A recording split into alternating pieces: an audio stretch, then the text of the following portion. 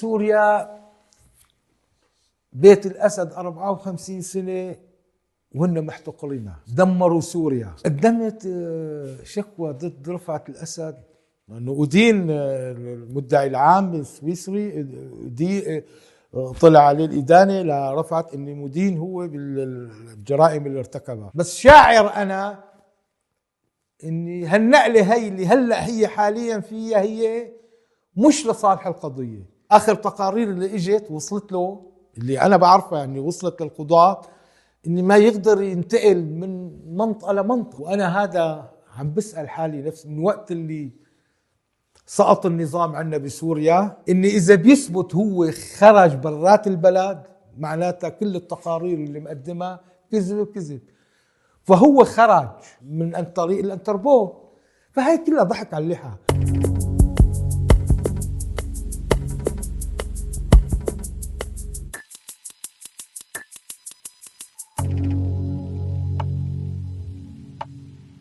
بين 19 20 21 هيك بهالفترة هي كان عمري. وقت اللي صارت أحداث حماة إلي مكان بيقولوا له عنا بالجيش عصب الجيش، يعني هو الأسرار تبع الجيش بتجي لعندي وبتطلع من عندي، عامل إشارة يمكن ب2 الشهر على ما أعتقد.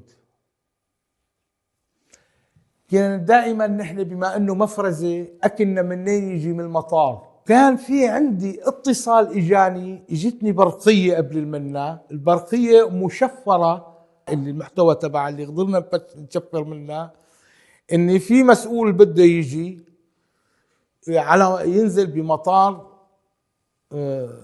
حماه.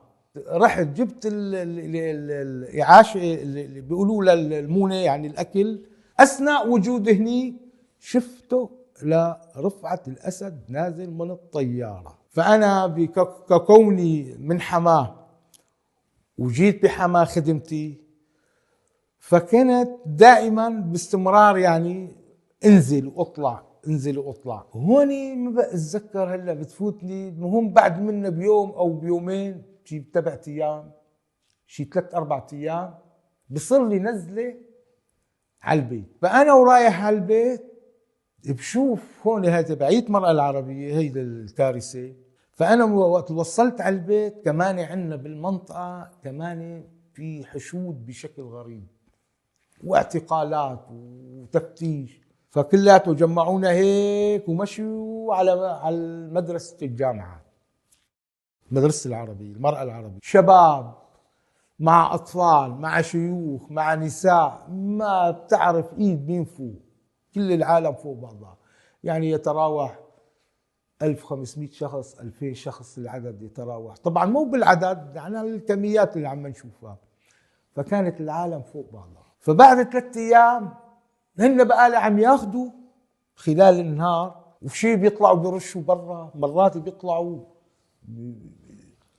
الشباب بيطلعوهم بيرشوهم قدام المننا. فحاولت انا رد ارجع اني رد اقول له اني انا موضوعي 1 2 3 اني انا عسكري وهي بطاقتي. فقال لي خلاص هلا اعطيني اسمك وهلا ببعث وراك. وبالفعل يعني بعد ساعات بعت وراي. بس بقالي تغيرت مقابلته لإلي، فماني أعرف منين الضربة تجيني. فشي 10 دقايق 5 دقايق والبكوسة وكذا، بدك تقر أنت عم ترشي، أنت عم تبعت أخبار، أنت أخونجي. فهالعذاب اللي عذبوني إياه قال له خلاص بإمكانه مبين عليه الزلمة ما في شيء بإمكانه يروح. بعد 3 أيام برد بيرجع وبفتش وبندق الباب، بفتح الباب وإذ مو نفسهم هن يعني اللي اخذونا اول مره، بس نفس السرايا الدفاع هن اجوا كله لبرا لبرا لبرا، ردوا رجعوا اخذونا كل شيء اللي فلتوه، رجعوا اخذوه.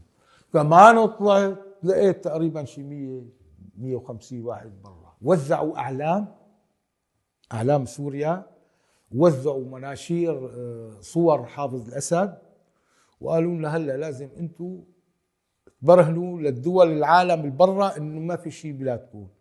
فهون صرنا نطلع نهتاف على اساس طالعين مظاهرة، مصورين عم يصوروا يعني تمثيلية نحن يعني، مع انه القصف عم نسمعه بغير محلات، بس التمثيلية شغالة. هي التمثيلية اللي سووها مرافعين الأعلام وانتخابات وبالروح وبالدم ومن هالمواويل هي، شيء تقريبا 5 دقائق 10 دقائق